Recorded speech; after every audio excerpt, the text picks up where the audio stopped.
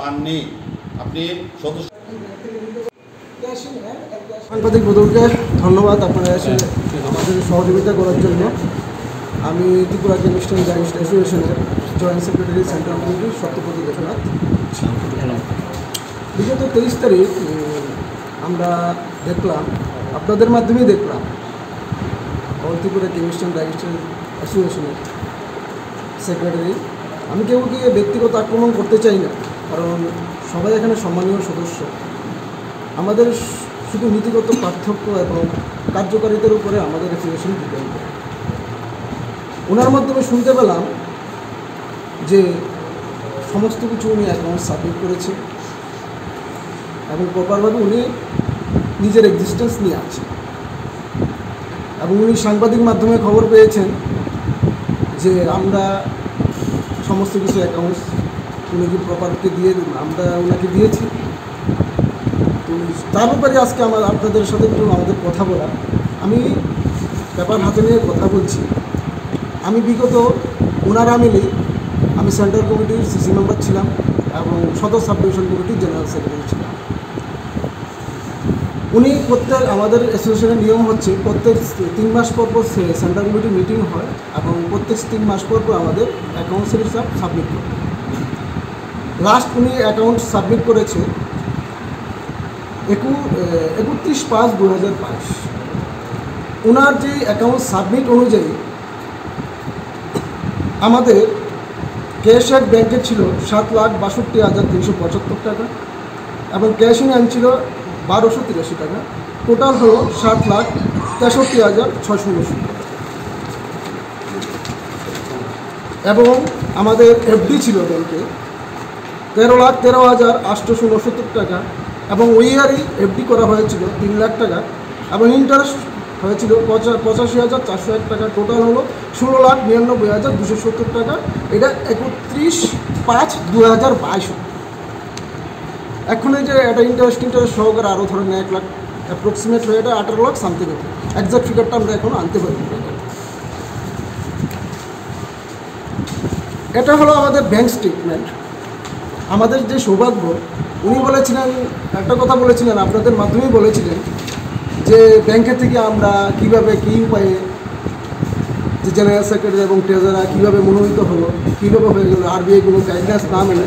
ওনারটা উনি বলতে পারবেন কীভাবে আরবিআই গাইডলাইন্স আমরা ব্যাংকে আমরা পূর্ণাঙ্গভাবে সমর্থন করি এবং ব্যাংক সব কিছু জেনে শুনেই সব কিছু করে, তার মধ্যে কোনো দ্বিমত নেই। আমাদের দুর্ভাগ্য যে ব্যাংকের থেকে সাবমিট করা অনুযায়ী আমরা স্টেটমেন্ট পেলাম এবং স্টেটমেন্ট অনুযায়ী আপনাদেরকে একটা কন্ট্রোভার্সিয়াল রিপোর্ট দিচ্ছি। এটা কোনোদিন কোনো অ্যাসোসিয়েশনে হয় না। আমাদের অ্যাসোসিয়েশনের গাইডলাইন অনুযায়ী 5,000 টাকার উপরে যদি কোনো লেনদেন হয়, এটা চেকে লেনদেন করে।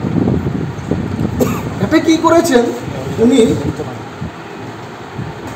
উনার 10/12/2022 bank statement according to bank statement 10/11/2022 থেকে ডিসেম্বর অবধি আমাদের যে অফিস বেয়ারারগুলো ছিল, মিস্টার প্রণব কুমার নাথ, মিস্টার মিহির আচার্য, মিস্টার বিকাশ সাহা, মিস্টার কি বলে ওনার নাম সুইপার ছিল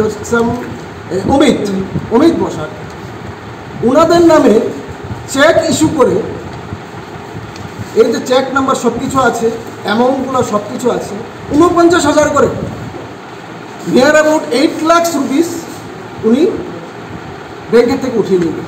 হাউ ইট ইজ পসিবল? আমরা তথ্য নিয়ে কথা বলছি, আপনাদেরকে আমরা তথ্য দিয়ে দেবো। তথ্য চাইলে তথ্য আমাদের কাছে আছে। অ্যাকর্ডিং টু ব্যাংক স্টেটমেন্ট তো কোনো বাজে কথা বলে না, ব্যাংক স্টেটমেন্ট কোনোদিন ফ্রড হয় না।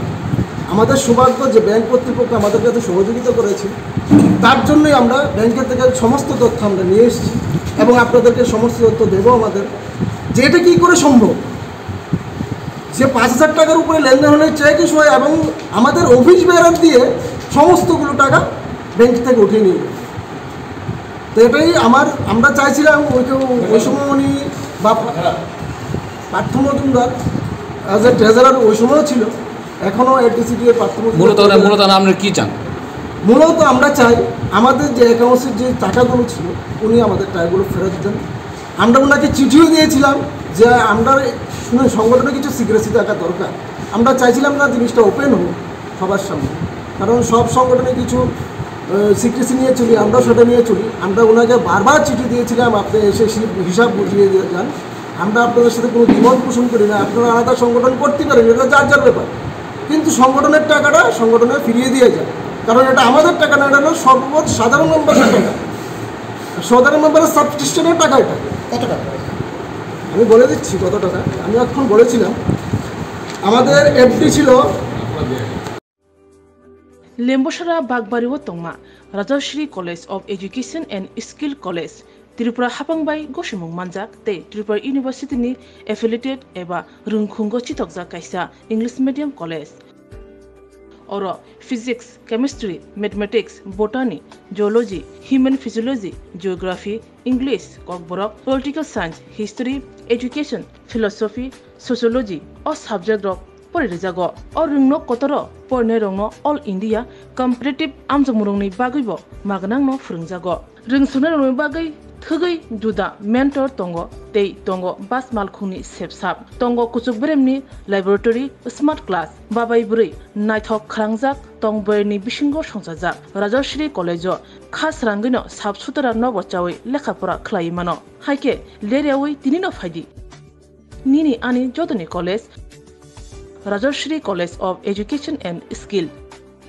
निकुमा बागबारी लेम्बसरा त्रिपुरा ककदुक नंबर 9873673875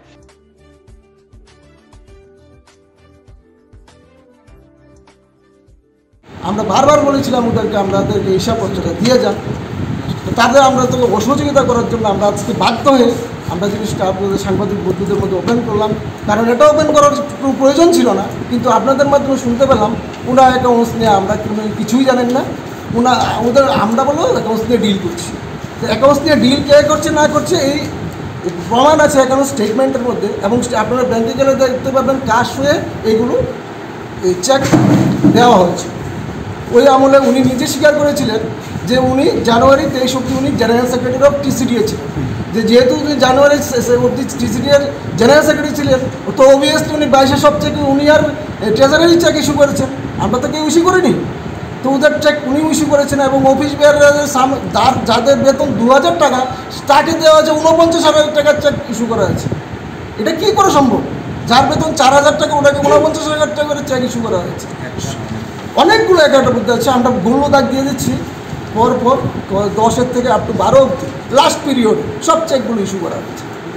তো যাই হোক, আপনাদের মাধ্যমে বলে দিচ্ছি এটা করাটাও ঠিক না, চাইছিলাম না এটা করতে, তাদের একটা দাবি আছে যে বলো আমরা আইনের কাছে দ্বারস্থ হব, তাদেরকে আরও আমরা অনেক মানে চান্স দেবো যে আপনাদের, কারণ আমরা আইনের রাস্তা নিতে চাই না, কারণ ভিতরে একটা সাংগঠনিক ব্যাপার, তো আমরা চাই নিজের আমলে সমস্যার সমাধান করতে। যদি তারা তাতেও অসহযোগিতা করে আমরা নিশ্চয়ই বাধ্য আইনের রাস্তা দেবো। এবং আমাদের ঊর্ধ্বতন কর্তৃপক্ষ আছে, আমাদের তো এখানে তো মাননীয় স্বাস্থ্যমন্ত্রী আছে, মুখ্যমন্ত্রী আছে, অনেক আইনমন্ত্রী আছে, আমরা তাদের কাছে যাব। আমরা বাধ্য যদি তারা আমাদেরকে সহযোগিতা না করে, তারপর ওনারা দেখা যাক কী হয়। আমরা এতটুকুই বলবো। আমরা এতটুকু আরেকটা কথা বলবো, সংগঠন যাতে নষ্ট না হয় এদিকে সবাই মনোযোগ দিতে হবে। কিছু স্বার্থন্বেষী লোক চাইছে সংগঠনে নষ্ট করতে, দুর্বল করতে, কিছু লোক, কারণ এটা আজকে সংগঠন না, 50 বছরের সংগঠন একটা, তাই চাইবো এটা সংগঠন ঠিক হতে। আরেকটা কথা বলছি আপনাদের মাধ্যমে, আমরা বিগত ফেব্রুয়ারি মাসে আমাদের মাদার কমিউনিটি এআইসিটি আমরা নর্থ ইস্টার্ন জোনাল সেক্রেটারির কাছে দেখা করেছিলাম। উনি আমাদেরকে কমিটমেন্ট করেছিল যে লাস্ট অফ এপ্রিল আর 1st অফ মে উনি আসবেন, কিন্তু আমাদেরকে কোনো ওনার কথার কাজের মধ্যে আমরা কোনো সামঞ্জস্য দেখতে পারিনি, জানি না কী উপায়।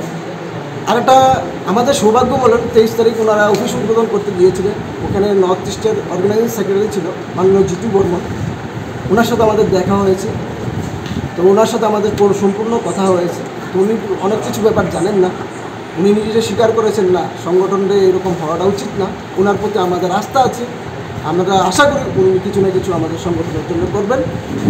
তারপরেও বলছি আমরা সহযোগিতা চাই, আমরা এদের মধ্যে কোনো বিভেদ চাই, আমরা সবাই সহযোগিতা করব যদি সহযোগিতার বার্তা আমাদেরকে বলে থাকি। এই যে বিগত দিনে আমাদের উনি যে সময় দায়ভার গ্রহণ করেছিল, তখন বিগত দিনে কান্তিলালের জেনারেল সেক্রেটারি ছিলেন, এই যে এটা কপি, কান্তিলাল দেব জেনারেল সেক্রেটারি হওয়ার পরে বিশ্বজিৎ শাহ হয়েছিল, এই যে কপিটার মধ্যে দুজনের সই থাকে এবং এক্সিস্টেন্স কী কী আছে ওরা সমস্ত কিছু দিয়ে দিচ্ছে। এটাই সিস্টেম বিগত 50 বছর ধরে সংগঠন একের পর এক সেক্রেটারি চেঞ্জ হয়ে এই সিস্টেমই চেঞ্জ আপ হয়। ওদের যদি এরকম কাগজ দেখাতে পারে যে বিগত দিনে যে উনি সেক্রেটারি ছিলেন বা উত্তম দেব উনি জেনারেল সেক্রেটারি হয়ে উনি দায়ভার বা রিসিভ করেছেন সব কিছু, তাহলে ওনাদেরকে দেখাতে বলুন, আমাদের কোনো তাহলে অভিযোগ নেই, দেখাতে বলুন ওদেরকে। কারণ উনি বিশ্বজিৎ শাহ দেখেন বিশ্বজিৎ শাহ সই আছে, রিসিভ করেছে, কান্তিলাল দেব পরিত্যাগ করে মানে উনি জেনারেল সেক্রেটারি থেকে অব্যাহতি দিয়েছিলেন, তারপর উনি রিসিভ করেছেন সব কিছু, সব সই আছে। এমন যদি থাকে রিসিভ ওনাকে দেখাতে বলুন, আমরা মেনে নেব।